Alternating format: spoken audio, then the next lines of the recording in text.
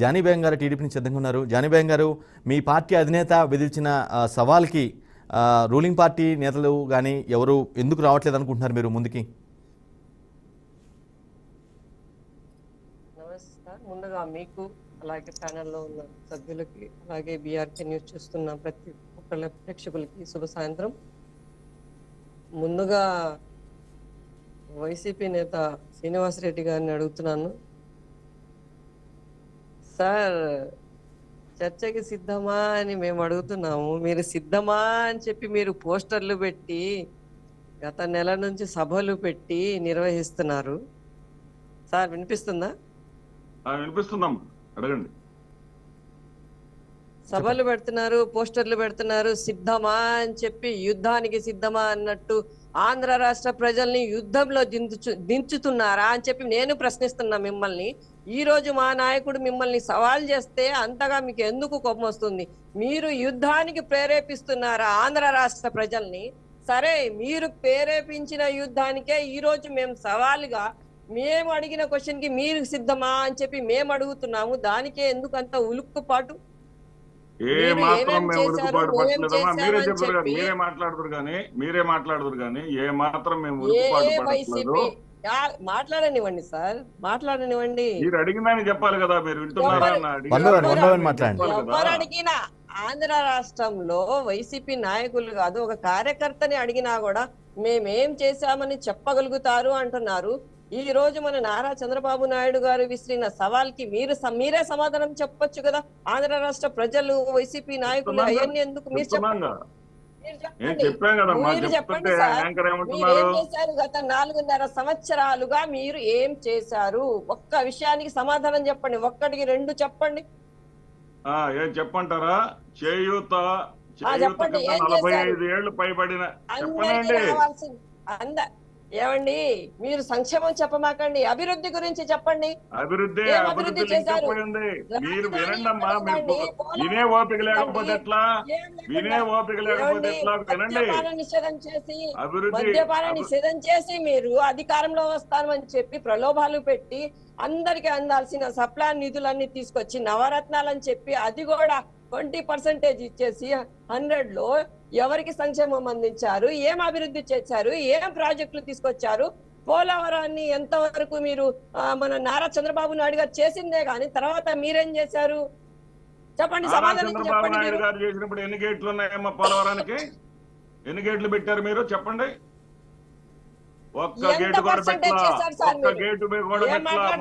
శ్రీనివాస్ రెడ్డి గారు ఇప్పటికీ పూర్తి కాలేదంటే నిజం కదా? శ్రీనివాస్ రెడ్డి గారు, పోలవరం ప్రస్తావన వస్తుంది కాబట్టి అడుగుతున్నాడు. పోలవరం ఇప్పటికీ పూర్తి కాలేదు, పూర్తి కాని మాట వాస్తవమే కదా శ్రీనివాస్ రెడ్డి గారు?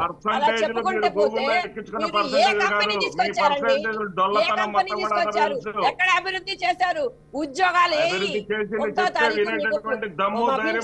ఎక్కడ పింఛన్ అందుతుంది? చెప్పనండి. ముందు 45 ఏళ్ళు నిండిన వాళ్ళకి ఇస్తున్నామంటే మీరు అక్కడే ఆగిపోయారు. అది సంక్షేమం కాదు మేము చెప్పేది. సంక్షేమం వెనకాల అభివృద్ధి ఎట్లా ఉందంటే, ఐటీసీ వాళ్ళకి అనుసంధానం చేసి, ఇదే మహిళలను ఐటీసీ వాళ్ళకి అనుసంధానం చెప్తే 4 లక్షల పైగా కుటీర పరిశ్రమలు వచ్చి ఆదాయం పెరిగింది ఆంధ్రప్రదేశ్ రాష్ట్రానికి. 4 లక్షలకు పైగా కుటీర పరిశ్రమలు వచ్చినాయి. మీరు 28,457 కోట్ల రూపాయలు అదనపు అప్పులు చేసి వెళితే మీ అప్పులకు వడ్డీలు కూడా కట్టుకుంటూ మీకన్నా తక్కువ అప్పులు చేశాం. మీరు 158% చేసినటువంటి అప్పుల్ని మేము 59% తగ్గించాం. ఆర్బీఐ వివరణ, మా వివరణ కాదు. 158% మీరు చేసినటువంటి అప్పుల్ని 59% తగ్గించాం. మీరు ఏ ప్రశ్న అడిగినా సమాధానం చెప్పడానికి సిద్ధం. ఏ ప్రశ్న అడిగినా సమాధానం చెప్పడం సిద్ధం. అబద్ధాలతో ఇక్కడ ఈ రాష్ట్రంలో అబద్ధానికి ఎదుటి వాళ్ళకి మాట్లాడనివ్వకుండా మీరు మాత్రం అంత అసత్యాలు, మీరు అంత పెద్ద సభలో మీ నాయకుడు చెప్తుంటే నేను చెప్పాను కదా, 28,457 కోట్ల రూపాయలు మీరు అప్పులు పెట్టిపోయింది నిజమా కాదా? చెప్పారా? రాజధాని గురించి అడిగాను చెప్పారా?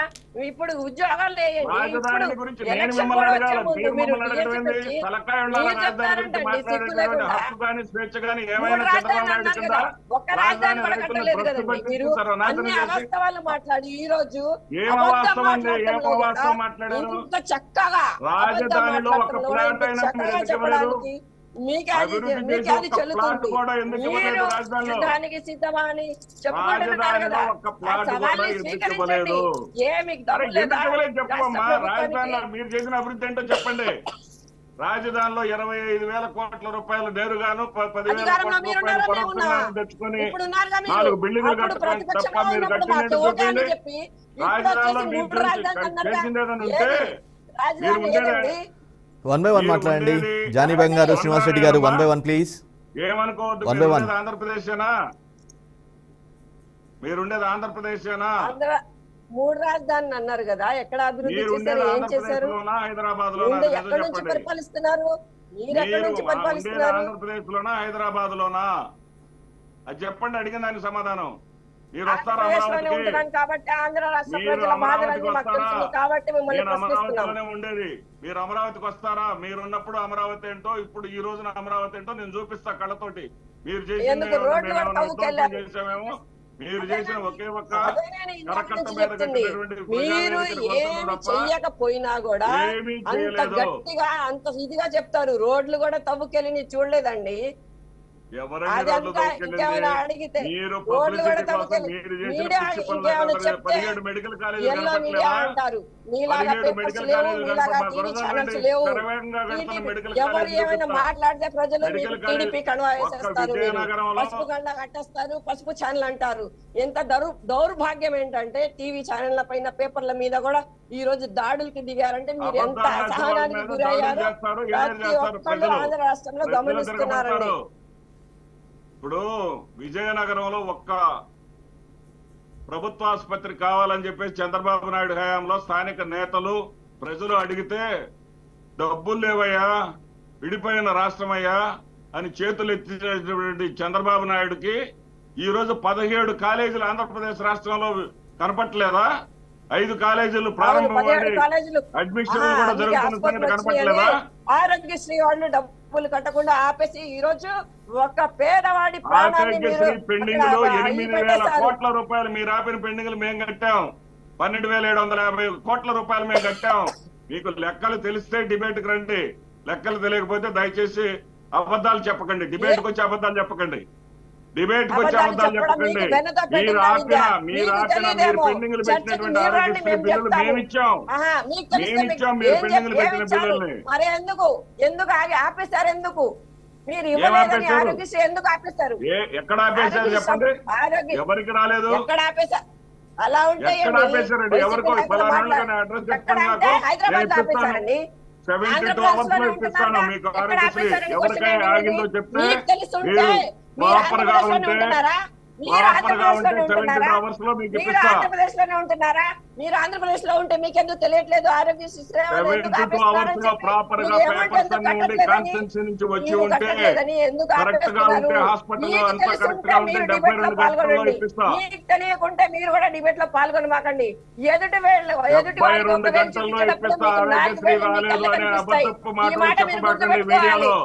ఆరోగ్యశ్రీ ఇవ్వట్లేదనేటువంటి అసత్యాలను తప్పుడు మాటలను మీడియా సాక్షిగా చెప్పకండి. ఆడమనిషి ఉన్నారు, మేము గౌరవంతో మాట్లాడుతున్నాం.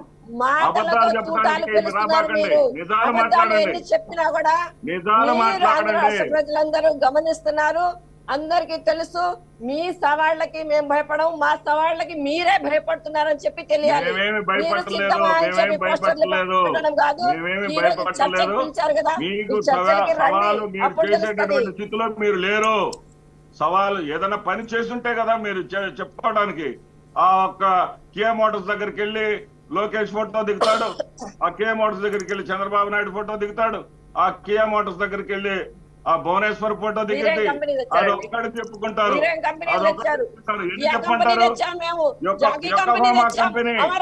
యొకోహామా కంపెనీ ఎవరు తెచ్చారు?